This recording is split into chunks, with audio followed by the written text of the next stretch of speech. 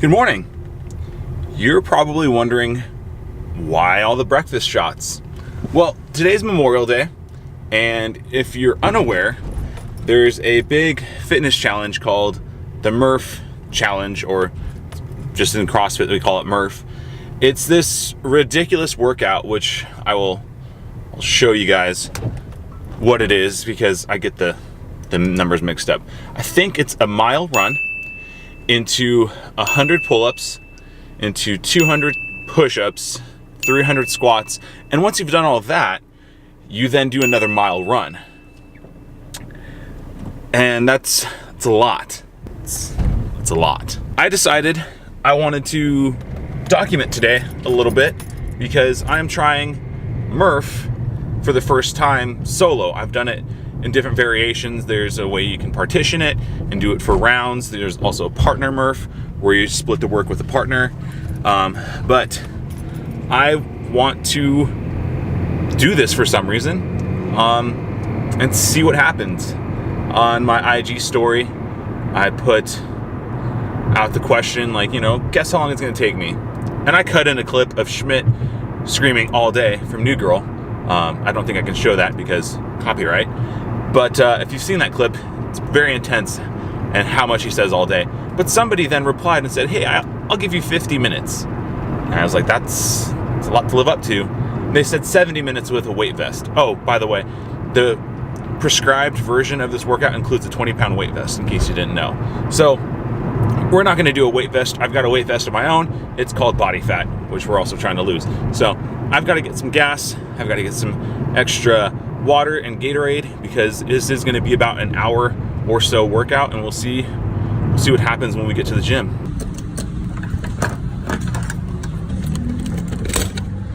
All right, welcome to Memorial Day. So we are going to be doing this workout eventually, which is Murph. For those of you guys that have not done it, it's a hero lot in CrossFit. It's got pull-ups, push-ups, and air squats.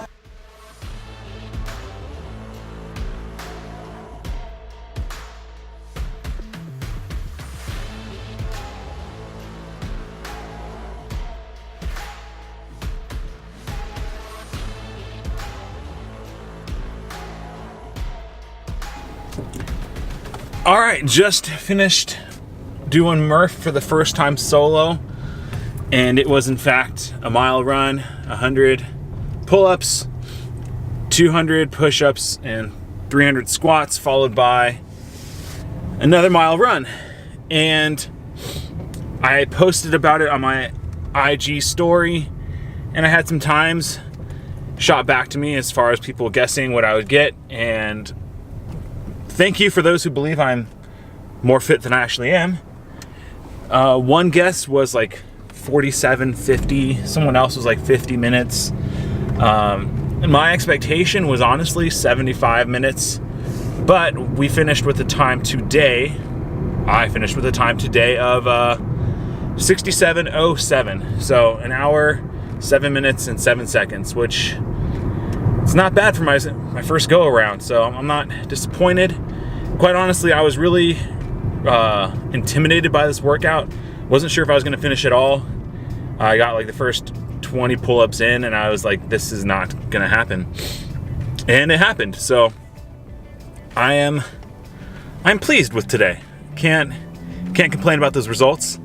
And so now it's time to get home and shower and eat. So let's talk post Murph. I showered, Epsom salt bath, fed, and got to relax a little bit. It's been finished around 11. It's been about 3 hours since the workout finished. And I have to tell you, it was not as hard as I thought it would be, but it was definitely not an easy workout. The first mile was a nice jog pace, finished in about 7:40, so kept it light. The 100 pull-ups were substantial, a substantial number of pull-ups to do. I opted for kipping pull-ups, some butterfly pull-ups, but mostly kipping because that's just a lot of volume on your shoulders and on your back. Then the push-ups came, and you were relieved to not be pulling, but now you're pushing for twice as many reps, for 200 reps. And that was tough.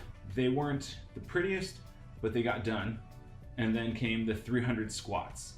And I was very excited to stop using my arms, but then I got through the first 50 squats and I was like, oh wait, my legs are hurting already, and then I need to run a mile. I need to run a mile after. But then you get to the mile part and you're jogging along as best as you can. I tried to run as much as I could, took short walking breaks to kind of shake out my legs. The front of my shins, my calves were cramping up a little bit.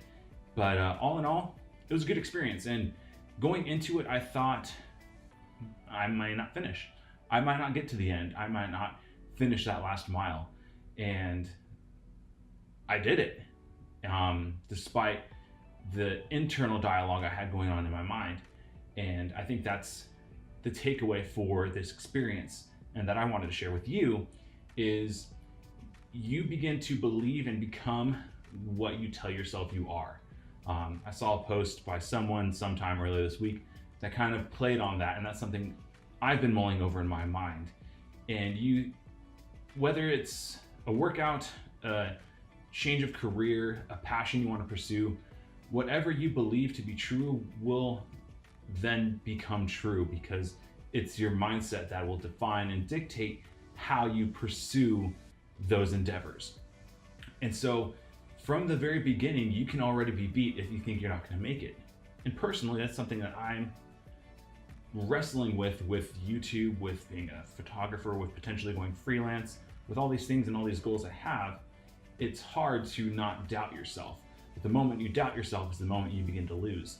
And so you have to have the wherewithal, the grit, the resilience to press on through those moments of doubt when they come, because they will come, and you have to grab a hold of them, and you have to control what you believe your reality will be one day.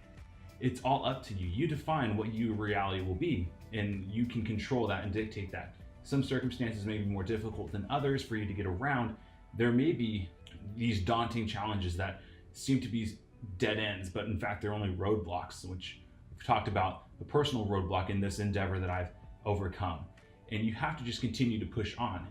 And let's talk about pace, because in my mind, I thought if I can get it done in an hour, that'd be great. The reality of it was I might be done in 75 minutes.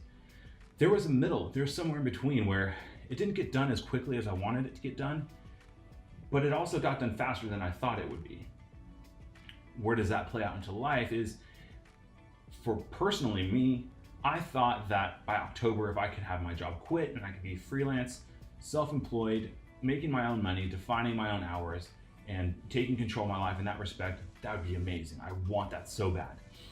And then recently I began to realize there are people who are doing this much more consistently, who are pursuing their art form, who are pursuing their passion, and who are freelancing and making it and doing well for themselves but they've been at it for much longer than 10 months. They've been at it for 5, sometimes even 10 years. And it's not going to happen overnight. But what will happen as you chip away each day and make moves toward what it is you're pursuing, that becomes your new reality. There are so many people out there who are doing this, and one individual in particular that comes to mind, I'll link to their YouTube channel. He has a YouTube channel. You can check him out, and he's going to be a guest in a future episode on the Ordinary Interviews. But he's been on the grind for years, and he's now in a place where it's showing. And so I want you and me to take away from this Murph experience, one, you define your reality. You are in control of what you do, and it's your determination that will see through to the end the new reality you want for yourself. And secondly, it's going to happen. It just may not be in the time and the timeline that you want it to happen. It will take potentially less time, but realistically, it may take a lot more time than you initially wanted it to. But that doesn't mean it's a failure. That just means that there was something else you had to go through, to experience, to gain more knowledge, to grab a hold of before you were ready. And so that's my encouragement to you. That's my Murph Day Challenge debrief. I'm going to probably go watch Detective Pikachu today, get a big old bucket of popcorn, and relax because it's Memorial Day. I want to thank those who have served our country for me to have the freedom to do this, to have the home I have, to have the family I have. Your sacrifice does not go unnoticed, and there's gratitude beyond you realize from each individual American that you protect and serve each and every day with your life. So we thank you, veterans, for all that you do. Until the next one, we'll see you guys. It'll be less fitness focused. Got some other ideas coming down.